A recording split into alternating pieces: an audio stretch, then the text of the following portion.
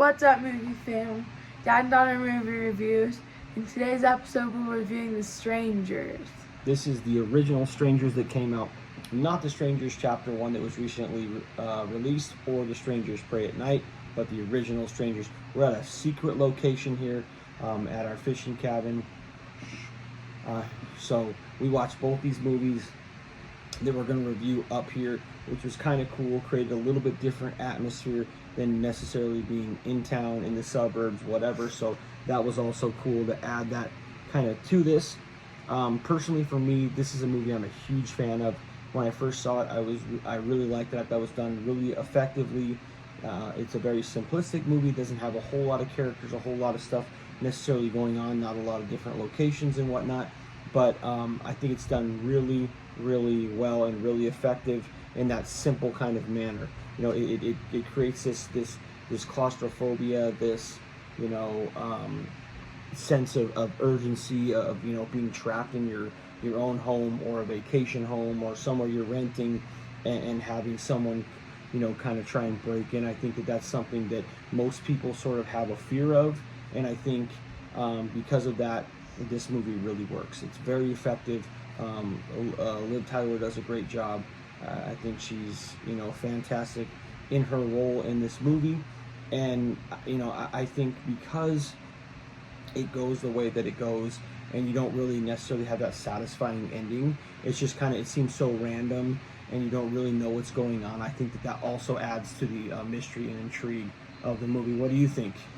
I thought it was really creepy, and since I'm not watching it in my house, like, it was scarier because it's not my normal whereabouts, and like I don't feel as comfortable. You know, it's like watching a horror movie in a theater or watching a horror movie at someone else's house. It's scary. What do you think about the premise of the movie? What do you think about the characters, what they look like, their masks? Oh, the characters' masks were creepy. I guess the one that I thought was the creepiest was the one that had like the sack on his head, because like you would just see him pop out. And, like, right, some of those shots are done really effectively, like Liv Tyler in the house, back, you know, to the hallway facing the camera, and you just kind of see him come out of the shadows. You know, kind of playing mind games with her. The sack kind of looks a lot like Jason Friday the 13th Part 2 sack, but I think it's done a little bit better. I think it's more effective. And what do you think about the randomness of everything and them just being like, because you were home? that just shows you that they're actually awful people. If they just come into random people's houses, they might have kids, and they're just like, bye bye.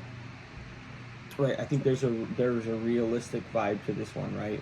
It's not necessarily like superhuman Jason, superhuman Michael Myers, Freddy Krueger in your dreams, right? It's something that could actually happen to anybody, anywhere, at any time. And I think that also adds a lot to why it is so effective and so scary. Yeah. Yes. I thought it was really, like,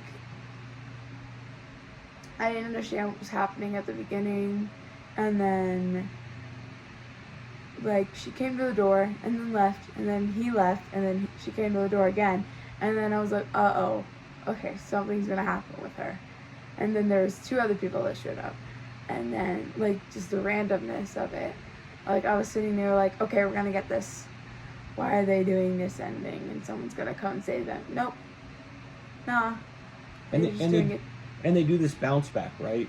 To where you know there's some kind of tension and some weirdness going on between the couple in the beginning. You can't figure out what it is and why it is. And then they kind of do some bounce backs to what had happened to kind of tell the story and kind of set the stage. And I think the fact that they're both so emotionally down and drained from that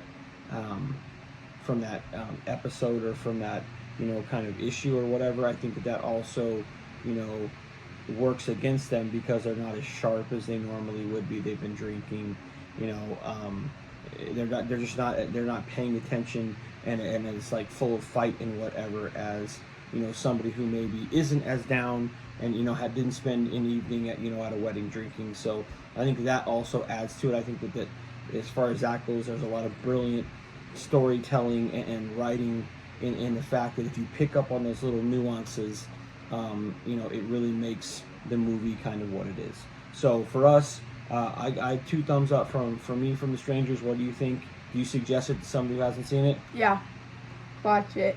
Yeah. So if you haven't seen the original, I know right now they have this Chapter 1, Chapter 2, Chapter 3 coming out, but this one is the original. This one, to me, is the best one. So if you haven't seen it, check it out. We think you'll enjoy it as much as we do.